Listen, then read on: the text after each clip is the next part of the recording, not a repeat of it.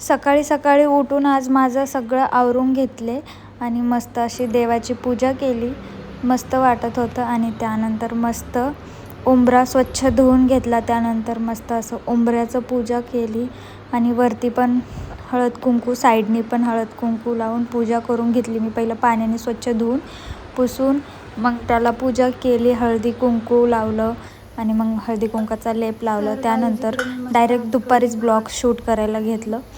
मस्त पकोडे असे केलेत. कढी पकोड्याचा बेत आहे आज आमच्या घरी.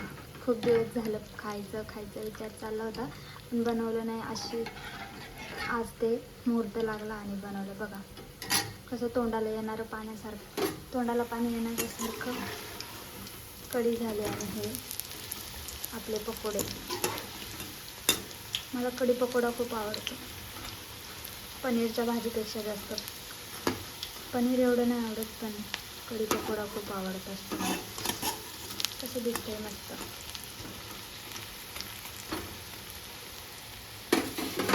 मी नुसतंच खाणार आहे आता, फक्त कढी आणि त्यात पकोडा टाकायचे आणि खायचं. असं काय झालं मस्त. हे इकडं काढून ठेवलं. टेस्टला पण छान झालेत मस्त. कांदा भजी सोबत चहा पण छान लागतो.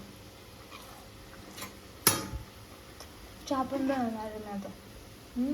मस्त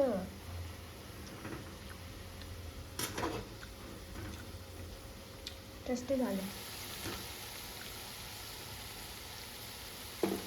चला तर मग इकडं बघू शकता मस्त मी अशी कढी आणि त्यात पकोडा टाकून घेतलेला आहे. आणि मला हे असं पण आवडतं आणि भातासोबत पण खूप आवडतं. आणि मस्त असं वातावरण झालेलं आहे पावसाचं आणि त्यात मी हे असं कढी चावल खाते मस्त मस्त.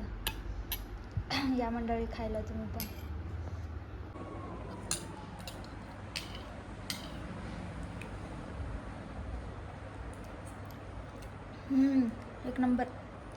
एक नंबर लागतं यार. कोणाकोणाला आवडतं कमेंटमध्ये नक्की सांगायचं. आणि चॅनलला सबस्क्राईब नसेल केलं तर प्लीज सबस्क्राईब करायचं आहे. सो बाय, भेटू पुढच्या ब्लॉगमध्ये.